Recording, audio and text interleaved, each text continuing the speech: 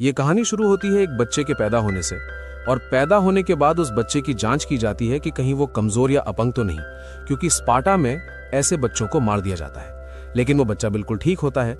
जैसे ही वो 7 साल का होता है, उसकी एक योद्धा बनने की ट्रेनिंग शुरू हो जाती है और उसे घर से दूर जाना पड़ता है। स्पार्टा में सिर्फ एक ही चीज सिखाई जाती है कि अपने वतन के लिए जान देना सबसे फख्र की बात है। ट्रेनिंग में उसे लड़ाया जाता है, पीटा जाता है, और ट्रेनिंग के खत्म होने के बाद उसे इम्तिहान के लिए एक खौफनाक जंगल में भेज दिया जाता है, और उसी जंगल में उसका सामना एक खूंखार भेड़िए से होता है और वो उसे मार देता है। और जब वो वापस लौटता है तो उसे स्पार्टा का राजा बना दिया जाता है, जिसका नाम लियोनाइडस होता है। धीरे धीरे वक्त बीतता है और 30 साल बाद लियोनाइडस के पास एक दूत आता है, और ये दूत फारस का होता है, और उनके राजा का नाम ज़र्क्सीज़ होता है, जिसके पास एक बहुत बड़ी सेना होती है। लियोनाइडस उससे पूछता है कि कहो दूत, मैं तुम्हारे लिए क्या कर सकता हूँ, क्या पैगाम है।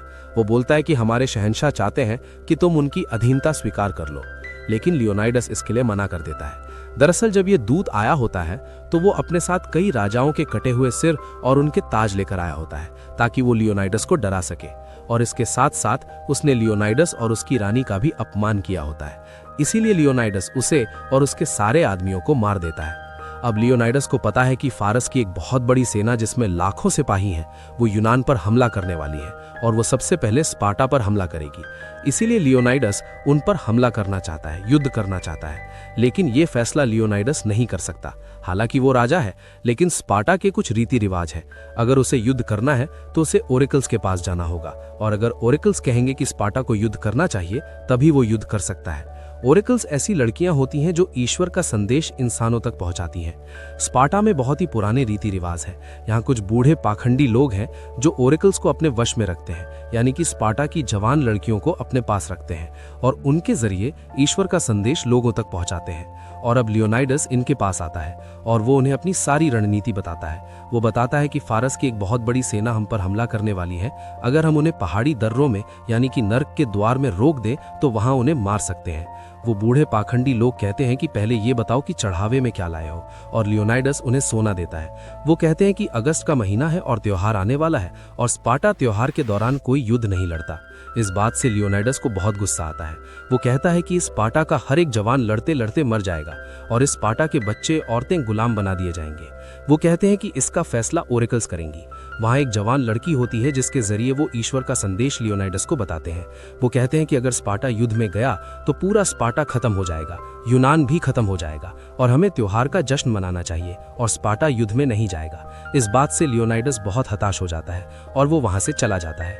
लेकिन ये सारे पाखंडी बूढ़े लोग ज़र्क्सीज़ से मिले होते हैं, और वहीं उन्हें बहुत सारा सोना मिलता है। दरअसल ये पूरा संदेश गलत होता है, क्योंकि उन्होंने लालच में ऐसा कहा होता है, क्योंकि वो चाहते हैं कि स्पार्टा खत्म हो जाए और बदले में उन्हें सोना और औरतें मिले जो वो चाहते हैं। और लियोनाइडस बहुत परेशान हो जाता है, क्योंकि वो युद्ध पर नहीं जा सकता। उसकी रानी उससे पूछती है कि हमारे राजा इतने परेशान क्यों हैं। वो कहता है कि मैं उस चीज को खत्म होते हुए नहीं देख सकता जिसे मैं सबसे ज्यादा प्यार करता हूँ। उसकी रानी कहती है कि आप ये मत सोचिए कि आप एक राजा हैं, एक पति है या एक पिता है। आप ये सोचिए कि आप एक आजाद इंसान हैं, और ऐसी स्थिति में एक आजाद इंसान जो कर सकता है आप वही करिए। और अगले दिन लियोनाइडस अपने 300 लोगों को बुलाता है, और ये उसके सबसे बहादुर सैनिक होते हैं। इनसे अच्छे योद्धा पूरे स्पार्टा में नहीं है, और ये 300 लोग ये तय करते हैं कि वे ज़र्क्सीज़ की लाखों की सेना का मुकाबला करेंगे। हालांकि वे जानते हैं कि वहां मौत है, लेकिन वे मौत से नहीं डरते। अब जब वे निकलते हैं तभी वहां राज्य के कुछ सांसद आ जाते हैं और कहते हैं कि ओरेकल्स बोल चुके हैं, पुजारी बोल चुके हैं, आप अपनी फौजों के साथ युद्ध पर नहीं जा सकते। लियोनाइडस कहता है कि मैं युद्ध पर नहीं जा रहा, मैं घूमने जा रहा हूं, और ये 300 सैनिक मेरे अंगरक्षक हैं। अब इन्हीं सांसदों में एक सांसद होता है जिसका नाम थेरॉन होता है, और वो ज़र्क्सीज़ से मिला होता है, और उसी ने पुजारियों को खरीदा होता है, और वो चाहता है कि स्पार्टा हार जाए ताकि स्पार्टा के हारने के बाद पूरी सत्ता उसे मिल जाए।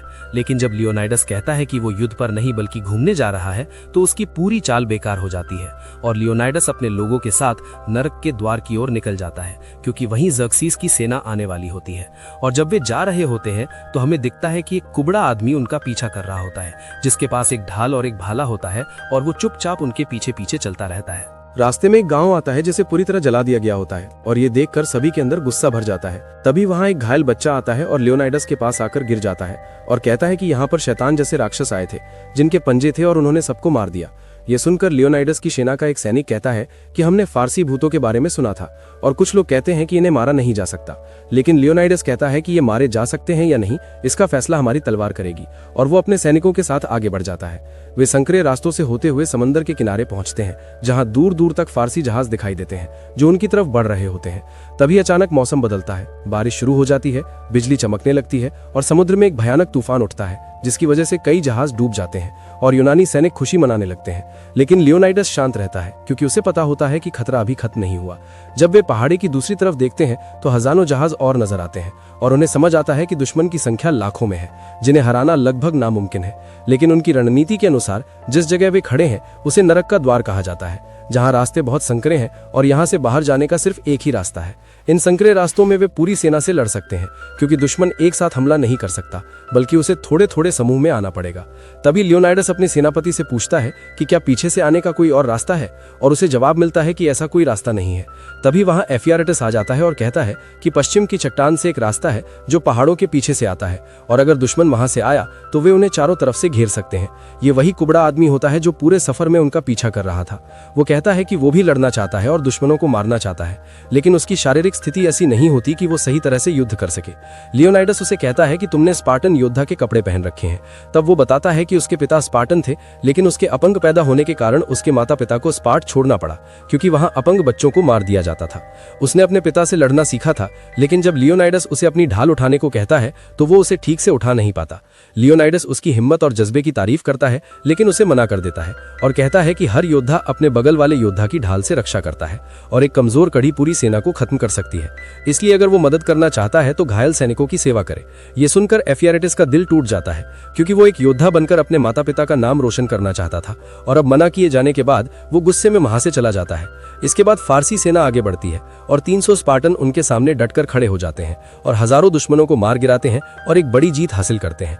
इसके बाद खुद ज़र्क्सीस यूनाइटस से मिलने आता है और कहता है कि उसका कबीला बेमिसाल है और वो देवता के सामने भी निडर खड़ा हो सकता है, लेकिन उसके खिलाफ खड़ा होना समझदारी नहीं है। लियोनाइडस जवाब देता है कि उसके पास गुलाम ज्यादा हैं और योद्धा कम, और जल्द ही उन्हें स्पार्टन भालों से ज्यादा डर लगेगा।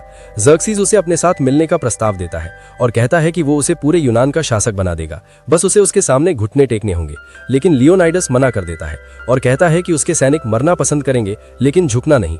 इसके बाद ज़र्क्सीस अपनी सबसे ताकतवर सेना भेजता है, लेकिन संकरे रास्तों में उनकी ताकत बेकार हो जाती है और 300 स्पार्टन उनका मुकाबला करते रहते हैं।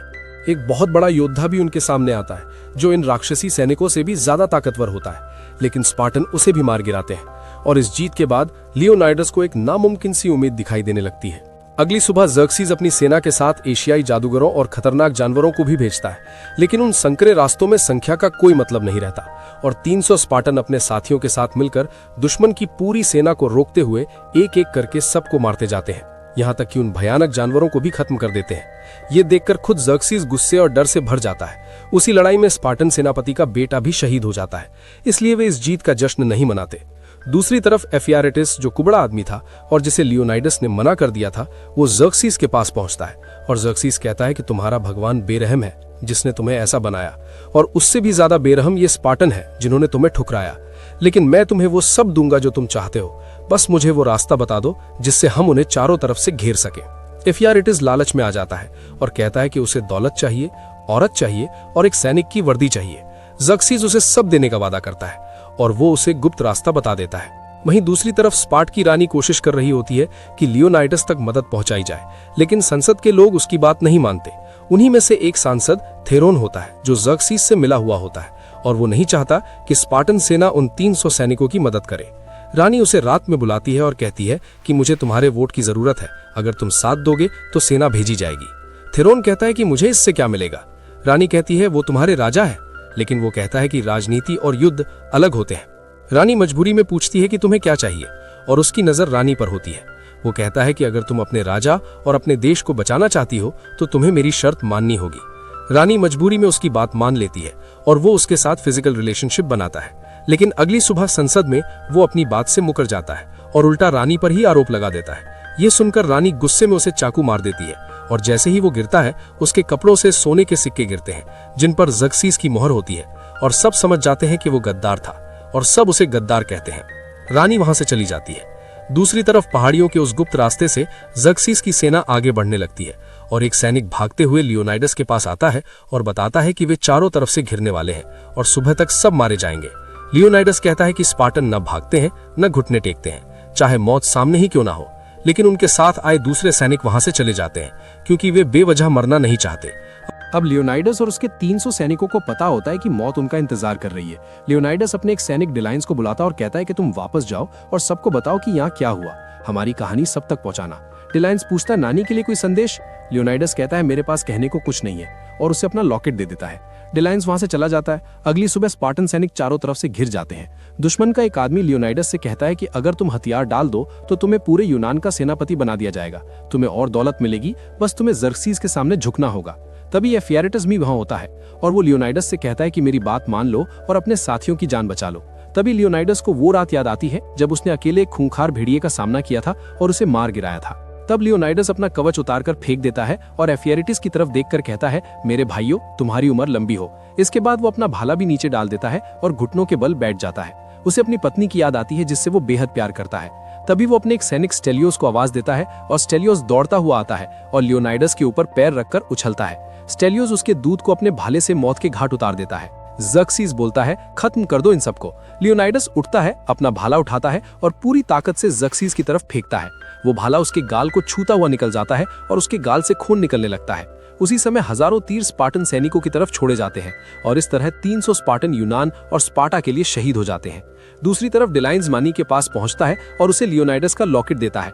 रानी समझ जाती है कि लियोनाइडस अब इस दुनिया में नहीं रहा और वो उस लॉकेट को अपने बेटे को पहना देती है। इसके बाद डिलाइंस संसद के सामने जाता और कहता है उन्हें किसी जीत के नाम की जरूरत नहीं थी, उनकी बस एक ही इच्छा थी कि उन्हें याद रखा जाए। फिर दृश्य बदलता है जहां डिलाइंस 10,000 स्पार्टन सैनिकों के सामने खड़ा होता है और वो पूरी कहानी उन्हें सुना रहा होता है। उनके सामने जर्क्सीज की विशाल सेना खड़ी होती है। डिलाइंस कहता है कि उनके दिलों में डर है क्योंकि वे राजा लियोनाइडस और 300 स्पार्टन की तलवारों का कहर देख चुके हैं और इसके बाद सभी स्पार्टन सैनिक अपनी तलवारें उठाकर दुश्मन की सेना की तरफ बढ़ना शुरू कर देते हैं। इसके साथ ये फिल्म खत्म हो जाती है। Thanks for watching.